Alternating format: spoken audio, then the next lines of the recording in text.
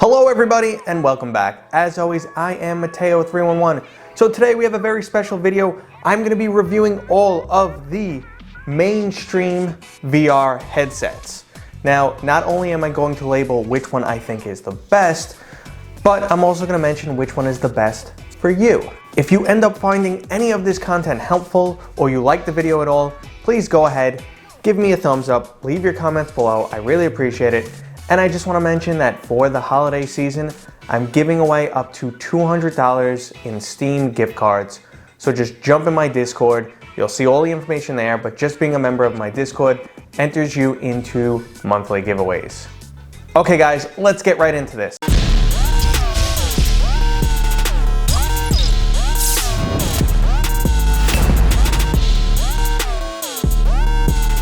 So I will be comparing the HMDs from all major companies, including HTC, Valve, and Oculus.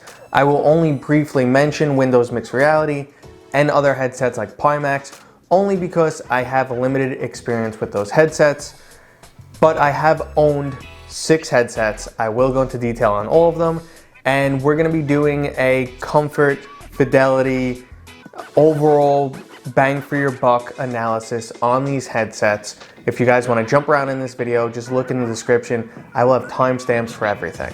If you're currently on the market for a new HMD, the 3 that I have displayed right now, including the Rift S, the Oculus Quest, and the Valve Index, are basically what I consider the best options right now.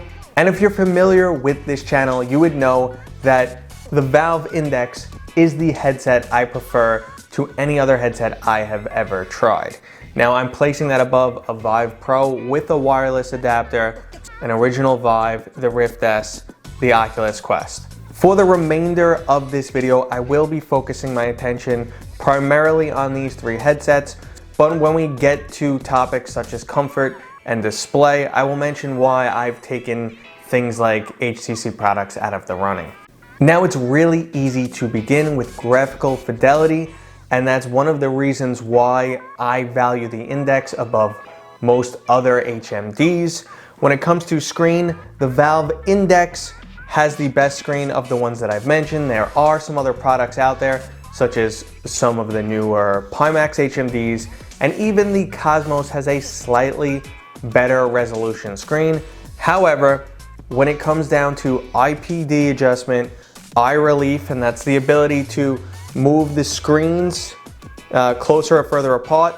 This helps visual acuity. You're going to get the screens in line with your eyes, and there will be less blurriness or double vision. That's extremely important. The ability to move the screen back and forth, something the Index has out of all of these headsets. It's the only one that has it. You can move the screen back and forth. Really helps the FOV, the field of view. So if you're looking for the best picture, it is the Valve Index. Now, while the Cosmos looks pretty good, it has a much smaller field of view. The sweet spot, so where everything looks nice and crisp, is a lot smaller, and you cannot adjust that screen back and forth to actually, bring your eyes closer to get a bigger FOV or to just lock into that sweet spot. The screen doesn't have that back and forth motion, and neither do the Oculus Quest or the Rift S. The only other product that really has that is the Vive Pro, and I would say that is my runner-up in graphical fidelity. Now, while the Vive Pro, Valve Index, and even the Oculus Quest have the same resolution screens, the Vive Pro has an OLED screen, which the colors are going to be a lot more vibrant, which is a major complaint for the Valve Index. Personally, it really doesn't bother me. You turn up your brightness a little bit and your eyes actually adjust. Will help compensate for the fact that it cannot produce those deep, rich black levels of an OLED. So when it comes to graphical fidelity, the Valve Index is the clear winner, with the Vive Pro coming in second place, at least from my opinion. But in this competition right here, the Oculus Quest is kind of underrated. It has a great screen, but games are going to be limited to the mobile processor, so the graphical fidelity in game isn't great. Now, this did just receive the Oculus Link beta update, so you can plug your Oculus Quest into a PC via USB and play PC games on your Oculus Quest. And they actually do look pretty amazing, but they're only on the level of the Rift S, which has a lower level screen, plus you're gonna get some minor latency and also video compression. This doesn't plug into your computer like a standard HMD. It's not using a DisplayPort. Everything is going via USB, so it is a compressed video signal. And because of that, you'll see some additional foveated rendering and maybe some minor artifacts. So there is a downgrade. It's not using the screen to its fullest potential. And also, lastly, I have to mention that the Valve Index is the only headset on the market that will go up to 144 Hertz. Anything else is pretty much capped at 90 Hertz. This goes the Valve Index goes 90, 120, and 144. 144 is experimental. I run mine at 120 Hertz. So let's move into audio fidelity. Obviously, the audio is not as important as the graphical fidelity, but it does make a big difference in game. And again, the Valve Index comes in as the clear standout winner, followed again by the Vive Pro or the deluxe audio strap for the original Vive. Now, the Oculus Quest and Rift use this in the strap audio, which is competent. It does the job. You don't need speakers like the Valve Index floating next to your ears, or you don't need additional headphones smushing your head. So they're competent, but that's it. The audio fidelity on the Valve Index, I think anyone will tell you, is great, and so is the microphone quality. Now, you might be seeing a trend here that the Valve Index is blowing everything out of the water. Well, let's keep in mind that is a $1,000 headset, and there are some things that these other headsets bring to the table that the Valve Index can't compete with. Okay, let's move into comfort, something that you might not consider until you start VR gaming for extended periods of time. You don't want anything pinching your nose or getting too hot. You don't want to leave your game because you're uncomfortable. You want to leave because you're done playing. So yet again, our winner is the Valve Index. It has this sweat-resistant material. It's not foam like you will find on the HTC products, the Vive and the Vive Pro. They have this foam that actually holds in heat and absorbs sweat and is pretty terrible and gets gross over time. Now, the Oculus Quest and Rift S have a much better material. It's not a foam material. It will resist some sweat, and it's fairly comfortable on your face. But when it comes to overall comfort, it's gonna be the Index followed by the Rift S. This halo strap keeps everything nice and balanced. This is an extremely light HMD, and it's fairly comfortable. You can wear it for an extended period of time. What people will complain about the Oculus Quest is that it is completely front heavy. Now, this is not an issue for me. I did have to add the eyeglass extender, even though I don't wear eyeglasses, because without it, it was leaning on my nose, and it would produce a lot of pressure on my nose. So until I put in the eyeglass extender, which comes with the product, it was really uncomfortable for me. But after I did that, I've worn this for 2 hours straight and really can't complain. You'll put it on, it's rigid, it's not super comfortable, but I don't really find any pressure points. So when it comes to comfort level overall, the Index just feels great on your face. But both of these, both the Rift S and the Oculus Quest, for me personally, I don't take them off due to comfort issues. I can play continuously, and they are definitely good enough. Now, I can't recommend the HTC products when it comes to comfort because the Vive Pro, I had a continuous issue with heat, and it wasn't my Vive Pro. I contacted HTC, which is a nightmare, by the way, and after 2 months got a new Vive Pro, and it was just as hot. And I honestly could not keep that thing on my face for more than 45 minutes unless I extended it all the way out as far as it would go, but then I lost a significant amount of my field of view, so it kind of looked like I was wearing blinders. So my options were feel like my face is getting a tan or wear blinders in VR, and both are pretty annoying. Now, I found the Vive Cosmos to sit on my head a bit awkward. It has a halo strap similar to the Rift S, but It just would not, for me personally, sit very well, and a lot of people will complain that the front will swing back and forth. I saw that more on the Vive Pro, that you'd have to crank it onto your head super tight, otherwise the front would jiggle back and forth, which I don't really see on any of the other headsets. Another trend emerging, my dislike of HTC. Now, like I said, I've owned 3 of their products, and probably the product I used for the longest time is the Vive and Vive Pro. I even owned the wireless adapter. Moving on to a topic that you cannot ignore, which is price. The Oculus products are priced for mainstream consumption, and with the Rift S currently on sale for $349, it's an amazing option. The Oculus Quest is still $400, but they're giving away Beta Immortal episodes 1, 2, 3 with it. So you could go out and purchase a Rift S and 10 plus games for the price of one Valve Index. When it comes to value, bang for your buck, the Oculus Quest is where it's at right now, because you get a mobile headset and you can use the Oculus Link to use it as a PC VR headset. So for value, I'm really going to place the Oculus Quest, followed by the Rift S, and then we move into a little bit of a gray area. It's hard for me to recommend the HTC products because they are considerably overpriced. The Cosmos is priced as a premium product, but it has some major issues, and it is not a premium product. I don't recommend anyone go out and pick up a first generation VR headset, which is the original Rift or the original Vive, because the improvements in just 2 years are so significant in terms of the screen door effect, the screen resolution, built-in audio, and just the overall ease of using the product. The Vive Pro kit is actually more expensive than the Valve Index kit. You're getting the old clunky wands and the 1.0 base stations, and I just don't know how they're still selling the product. It has been on sale recently, but it's going to go back probably close to its original price, and it was $1,100 for that kit compared to $1,000 for the Index kit. It's not a justifiable price increase. Now, the Valve Index is extremely expensive at $1,000, but it is a true premium product. If you have a high-end computer, you want to push as many pixels as possible, that's probably the guy you go with, and I will mention other headsets like PiMax and stuff later in the video. Now there's 2 final topics we need to discuss when reviewing HMDs, and these are the ease of use and tracking.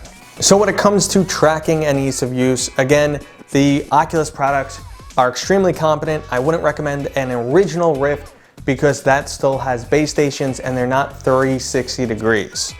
This is again why I'm pushing you away from Gen 1 products.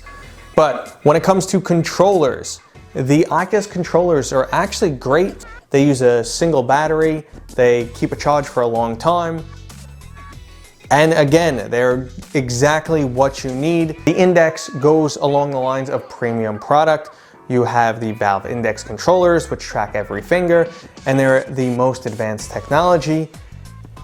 But do you really need that technology, and is it utilized well enough in every game? The answer is pretty much no. But I do love the controllers. I do prefer them above pretty much all the other controllers. When games are set up for them, they just work great because it becomes very natural. You keep your hand open when you want your hand open, you close your hand when you want to close your hand, and when it's at its best, they are great controllers, but again, they are very expensive. That's part of what makes the Valve Index package so expensive. Now the HTC controllers, starting with the Cosmos, they are actually really heavy and bulky.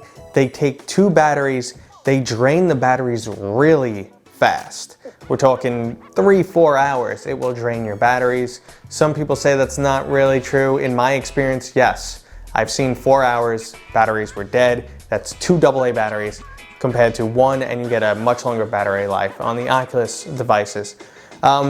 They are bulky and feel cool and strong, but again, they're also heavy and not balanced. Now for the Vive Pro and original Vive, you have the big clunky wands, which I hate. They lack a thumbstick, which makes playing certain games almost impossible, and I would say steer clear of those. Now I do need to mention that if you are using a headset that uses base station tracking, That includes the Index, the original Vive, and the Vive Pro, and eventually the Cosmos with an add-on faceplate. Then you can use any base station track controllers. That is the Wand, that is the Knuckles, so it gives you options there.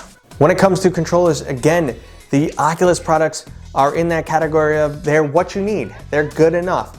And the Index is pretty much, let's blow it out of the water, let's go overboard once again. Now the last topic of discussion is, well, which HMD is right for you? You've heard me go on and on and on about the Valve Index being the best. Does that mean I'm recommending it? Not really, and I'll tell you why. Well, let's start with who you are and what you have. Do you even have a VR-ready PC? Because you do need a pretty beefy PC for PC VR. And actually, a significant number of all these Steam users don't have hardware capable of playing PC VR. And more than half of them don't have the hardware capable of playing the new Alex Half-Life game. So that's consideration. So if you want to get into VR and you don't have a PC and are never considering getting a PC, it's a no-brainer. You pretty much have one option. Don't go with a Go or anything like that. It is a much clunkier, lower-end product. This is a great introduction. This is the Oculus Quest. This is an amazing introduction to VR. And if you happen to also have a VR-ready PC or plan to get one in the future, a $20 USB cable or an $80 official one from Oculus will let you plug this into your PC and play PC VR games. The Oculus Quest is the overall best value and the only option if you do not have a VR-ready PC. Now, if you have a VR-ready PC, but it's not a great one, it meets the specs, but it's not super high-end, you're on a tighter budget, and you have no interest in mobile gaming, you're only gonna play in one room in your house, you don't wanna move around, then go with a Rift S. It's a really good product. It will do the job, it will do everything you need. You can always plug some other headphones into it to increase the audio quality. Now, while it doesn't have eye relief or a physical IPD adjustment, for most people, this product is gonna be everything you need. It's good enough, it's super user-friendly, very easy to set up, and again, another really good introduction to VR. Now, if you have a high-end PC, you really want to get into VR gaming, and graphical fidelity is extremely important to you, you want the best of the best, then I'm gonna recommend the Valve Index, hands down. The audio and visual fidelity, the headset screams premium product. From when you open the box to when you put it on your face, Valve really thought about VR and wanted to make the best possible headset, and in my opinion, that is it. Now, here are the few other examples of people who may want to get a different headset. If you really want to try something cutting edge or, really push it to the extreme, you might want to consider looking into the PiMax headsets. They have a really huge field of view, which comes with its own issues, but it's something you can't get anywhere else. They have some of the highest quality screens, even surpassing the Valve Index. And overall, they look like amazing products. I personally have not experimented with the PiMax products, so I really can't say everything is secondhand, but I know while they do have some major benefits, they have also some additional caveats. It uses its own software, which kind of operates like Revive, which can occasionally have issues. You get distortion with that huge field of view. And I know the original PiMax headsets were just not very comfortable. I don't know if the newer ones have improved on that. Now, Windows Mixed Reality is a mixed bag. There's headsets that are total junk, and there are some that actually seem pretty good, have screens better than the Valve Index, and the price points are all over the place. It's hard for me to recommend a Windows Mixed Reality product only because tracking isn't great. They're not as good as the inside-out tracking on the Oculus products, but if you find something like the HP Reverb or the Samsung Odyssey Plus for like a really, really cheap price, you might want to consider picking them up. They have really nice screens and they might do the job well enough for you, but compatibility is also an issue. Some of those products just aren't as supported with as many games. While compatibility has significantly improved over time, it's still not the same as you would see with the Oculus products or even the Vive products. And even the Index, occasionally a new indie game will not support the controllers, so you have to wait a little while. Now, the only time I can recommend an HTC product is one, if you're completely unwilling to give Facebook any money and you just really will never be able to afford a Valve Index, then you consider some of the other HTC products. I would still steer clear of the Cosmos. And one other added benefit of the HTC products that you can't get anywhere else is the ability to add a wireless adapter, which works for the Cosmos, the Vive, and Vive Pro.